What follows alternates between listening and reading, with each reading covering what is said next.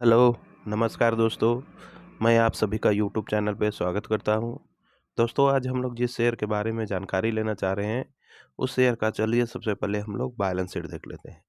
Balance sheet में हम लोग देखेंगे इक्विटी कैपिटल, उसके बाद में रिजर्व, उसके बाद में बोरोइंग देखेंगे। तो चलिए देर ना करते हुए स्क्रीन पे चलते हैं। तो मार्च 2021 में इसका इक्विटी कैपिटल था 4.13 करोड़ का और मार्च 2022 में भी 4.13 करोड़ का ही है। लेकिन मार्च 2023 में वहाँ से बढ़कर 10.55 करोड़ का हो गया और मार्च 2024 में देखिएगा तो 11.46 करोड़ का इसका इक्विटी कैपिटल हो गया। अब वहीं इसका रिजर्व देखिएगा तो मार्च 2021 में 5.84 करोड़ का और मार्च 2022 में वहाँ से बढ़कर 6.56 करोड़ का और उसके बाद में वहाँ से भी बढ़कर मार्च 2023 में 14.45 करोड़ का और मार्च 2024 में देखिएगा तो 19.58 करोड़ का इसका रिजर्व है। अब चलिए इसका हम लोग बोरोइंग देख लेते हैं। मार्च 2021 में 4.55 करोड़ का इसका बोरोइंग था और वहाँ से बढ़कर मार्च 2022 में 5.95 करोड़ का हो गया और मार्च 2023 में 7.17 करोड़ का इसका बोरोइंग हो गया और वहाँ से बढ़कर मार्च 2024 में देखिएगा तो 12.84 करोड़ का इसका बोरोइंग है। तो बोरोइंग की तुलना में रिजर्व ज़्यादा है। कहने का मतलब मार्च 2024 में रिजर्व है 19.58 करोड़ का इसका रिजर्व है और बोरोइंग है मात्र 12.87 करोड़ का। तो जब चाहे तब अपना बोरोइंग को ख़त्म कर सकता है, जब चाहे अपना कर्जा को उतार सकता है। तो दोस्तों यहाँ पर ही हम लोग को प्लस पॉइंट मिल गया है। अब आगे का प्रोसेस हम लोग देखते हैं। यहाँ तो प्लस मिल गया, अब आगे के प्रोसेस में हम लोग प्रॉफिट एंड लॉस पे आ गए हैं, जिसमें हम लोग देखेंगे सेल्स और इसका नेट प्रॉफिट। तो मार्च 2021 में इसका सेल्स था 18.33 करोड़ का, मार्च 2022 में 20.33 करोड़ का सेल्स हो गया। वहाँ से बढ़कर मार्च 2023 में 49.01 करोड़ का इसका सेल्स हो गया और वहाँ से बढ़कर मार्च 2024 में 52.60 करोड़ का हो गया और करंट देखिएगा तो 53.58 करोड़ का इसका सेल्स हो गया। तब वहाँ से देखिएगा तो ये हो गया। अब चलिए हम लोग नेट प्रॉफिट देखते हैं। अब मार्च 2021 में इसका नेट प्रॉफिट 0.87 करोड़ का हो गया। अब मार्च 2022 में 1.37 करोड़ का हो गया। वहाँ से बढ़कर मार्च 2023 में 7.67 करोड़ का इसका नेट प्रॉफिट हो गया।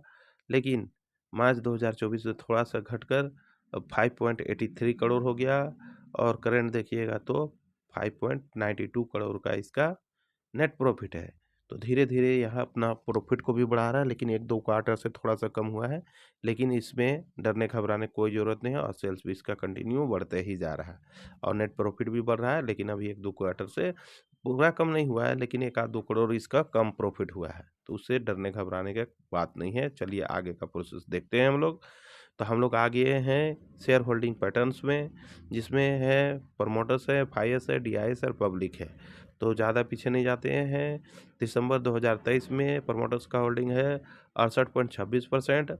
वहाँ से बढ़कर मार्च 2024 में 70.79 करोड़ परसेंट हो गया और वहाँ से अपना होल्डिंग थोड़ा सा कम किया। जून 2024 में 61.22% का होल्डिंग रह गया और वहाँ से भी थोड़ा सा घटाकर सितंबर 2024 में 52.29% का।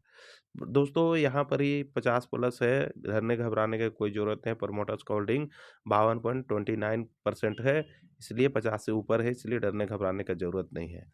अब चलिए एफआईएस का देख लेते हैं। तो दिसंबर 2023 में नहीं था, एफआईएस डीआईएस दोनों नहीं था और मार्च 2024 में भी नहीं था ये दोनों, लेकिन जून 2024 में ये दोनों है। तो पहले एफआईएस का देख लेते हैं। 0.06% हो गया, रह गया और सितंबर 2024 में 0.26%। तो 0.06 से बढ़कर 0.26% पे आ गया, अपना होल्डिंग को कर लिया। लेकिन डीआईएस का होल्डिंग जून 2024 में 0.36% था, लेकिन सितंबर 2024 में अपना होल्डिंग को हटा लिया। वहीं पब्लिक का होल्डिंग देखिएगा दोस्तों तो 31.74% का होल्डिंग है और मार्च 2024 में देखिएगा तो 29.21% है और मार्च जून 2024 में 38.36% और सितंबर 2024 में 47.44% का होल्डिंग है। तो देखा दोस्तों इसमें सबका होल्डिंग तो दिखा दिए। अब चलिए आगे का प्रोसेस हम लोग चलते हैं। आगे का प्रोसेस में क्या है, नहीं है, चलिए करंट मार्केट में देखते हैं इसका प्राइस क्या है, नाम क्या है वगैरह सब देखते हैं। तो दोस्तों हम लोग स्क्रीन पे आ गए हैं। जिस शेयर का अभी हम लोग देखे equity capital reserve borrowing sales net profit और शेयर होल्डिंग पैटर्न देखे, उस शेयर का नाम है एटम्स बल्ब्स लिमिटेड, जिसको शॉर्ट में एटीएएम एटम्स भी बोलते हैं। तो इसका जिसका करंट मार्केट प्राइस है 127 रुपया 96 पैसा। दोस्तों ये 25 अक्टूबर 3:07 का समय दिखा रहा है, ये लाइव मार्केट है। थोड़ा सा रेट ऊपर नीचे फ्लक्चुअल होगा, आप लोग एडजस्ट कीजिएगा। तो बीच पे आप लोग को दिख रहा होगा एक दिन का चार्ट। एक दिन पहला फर्स्ट दिन में ये इसका चार्ट है। एक दिन का इसका चार्ट इस प्रकार से था, पहले गैप अप ओपन हुआ, फिर डाउन में चला गया, फिर बढ़ने की कोशिश किया, लेकिन फिर डाउन में चला गया और एक समय तो यह बहुत ही निचले स्तर पे आ गया था। फिर थोड़ा-सा बढ़ने की कोशिश किया और एक ही रेंज पे अभी ट्रेड कर रहा है। और परसेंटेज में देखिएगा तो -3.18% का नेगेटिव रिटर्न है। वहीं अगर इसका 5 दिन का चार्ट देखिएगा तो इस प्रकार से यह इसका चार्ट है।